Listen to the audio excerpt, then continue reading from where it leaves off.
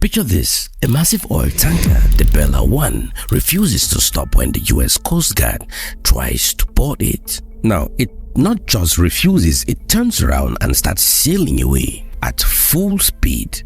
The Coast Guard pulls back, the ship disappears across the Atlantic. What happened next?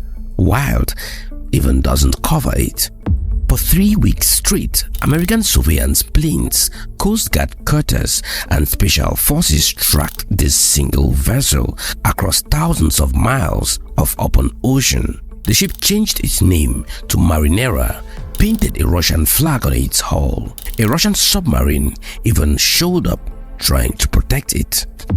Now, 2 days ago, US commandos finally boarded it in international waters between Iceland and Scotland. One ship, 3-week chase, multiple countries involved. Now you are probably wondering what's really on that ship. Must have been something massive, right? Nothing. The tanker was completely empty. Look, the seizure itself wasn't the story. What matters is why an empty ship triggered a 3-week international pursuit. Now, let me walk you through what really happened, because the story you heard in the news, that's maybe 20% of what's really going on. The Bella 1 got sanctioned back in 2024, not for carrying oil, but for allegedly smuggling cargo linked to Hezbollah. Now, intelligence analysts called vessels like this part of a shadow fleet. So, what's a shadow fleet? Now, remember when you were younger and wanted to sneak out? You would tell your parents you were studying at a friend's house. Same principle, except now we are talking about billion-dollar tankers. Now, these Asian vessels, some over 20-30 years old, get purchased by Russian oil companies, Iranian networks, Venezuelan operators, all through shell companies. They register under flags of convenience in countries like Panama, Liberia, Gabon. Even landlocked Malawi somehow has ships registered under its flag.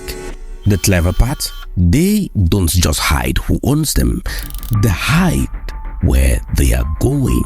These ships turn off tracking transponders. This is the automatic identification system that every vessel has to legally broadcast.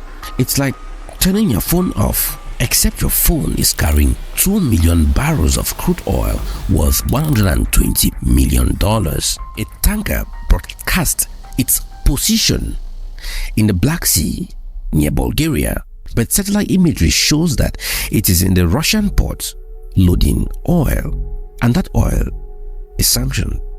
Another tanker says it's near Guyana, actually packed off Venezuela, pumping sanctioned oil into another tanker in the middle of the night.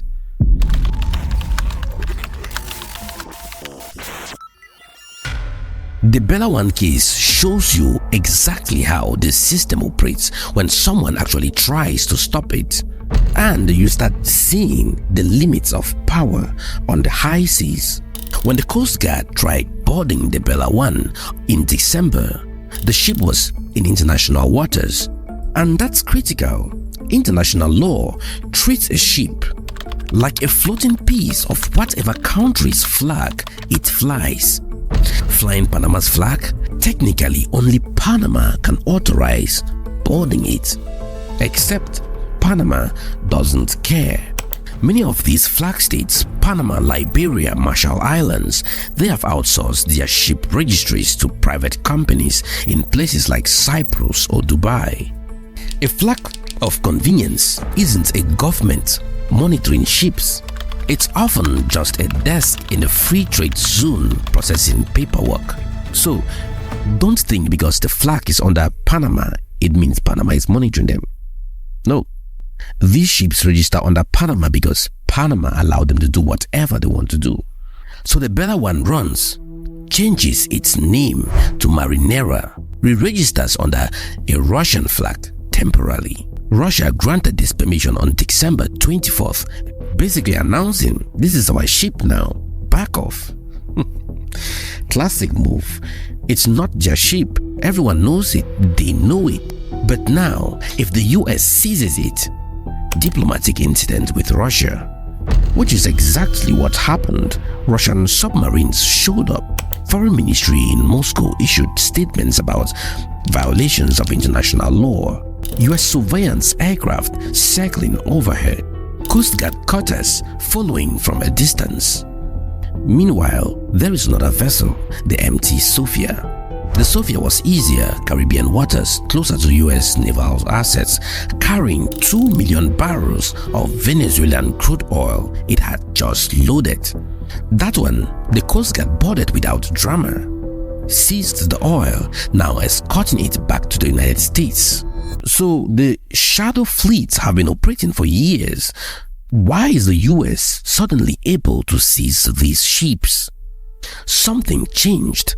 The Trump administration didn't just continue the sanctions program. They made enforcement physical.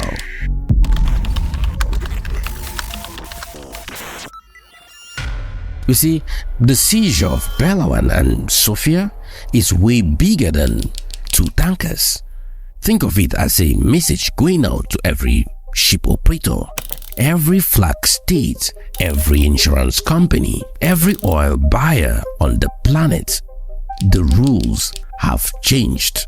December 14th, Trump announced a complete blockade on sanctioned oil tankers trying to reach Venezuela. Then January 4th, US forces raided Caracas and captured Venezuelan President Nicolas Maduro. This isn't standard procedure. The US is saying, we are not just enforcing sanctions on paper anymore. We are physically intercepting ships, seizing cargo, arresting crews. Now watch how this connects to something bigger. The shadow fleet. Russia built theirs. Iran built theirs, Venezuela too, but they are all running through the same infrastructure, same shell companies, same flag states, same ship-to-ship transfer zones. Remember the Mersin, the tanker that exploded off Senegal's coast in November? Russian oil, crew got rescued by Senegalese authorities, ship still sitting there with 30,000 tons of diesel fuel on board. Or the report about Iranian shadow tankers smuggling weapons through African waters, drones and arms heading to Sudan, passing through ports where oversight is flexible. And several African countries' flags have been used, and sometimes without their knowledge, by these shadow fleets.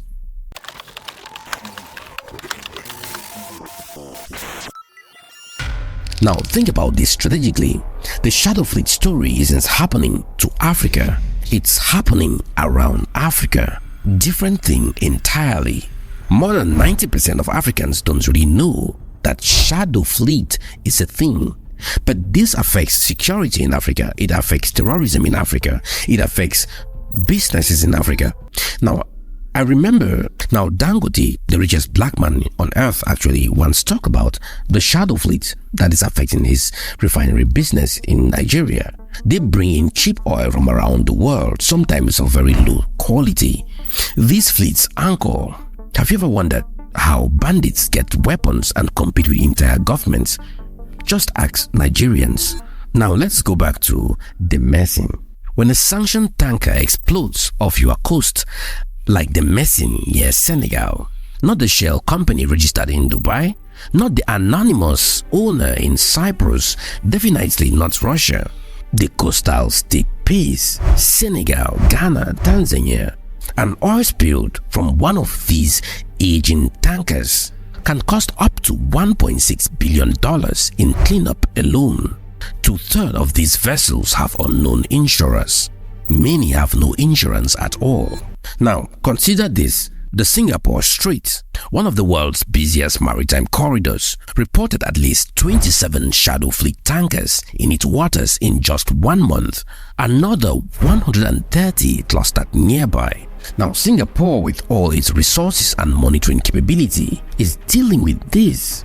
What happens when these ships operate near African coastal waters where maritime enforcement is stretched thin? But there is another angle worth considering from an African perspective. Shadow fleets exist because they are buyers willing to buy, willing to purchase discounted oil. China and India are the biggest, getting Russian crude at $10 to $15 below market price. Turkey too. Even European buyers through intermediaries. The honest question? Could African countries position themselves as legitimate refueling or transshipment hubs for legal oil trade that competes with these illicit networks? Or alternatively, there is value in being part of the enforcement coalition. Singapore makes billions from its position as a legitimate maritime hub. That legitimacy gets protected by strong enforcement and insurance requirements. African ports could position themselves similarly, but only by building that reputation for compliance, proper ship registries, real insurance verification, cooperation with international maritime law.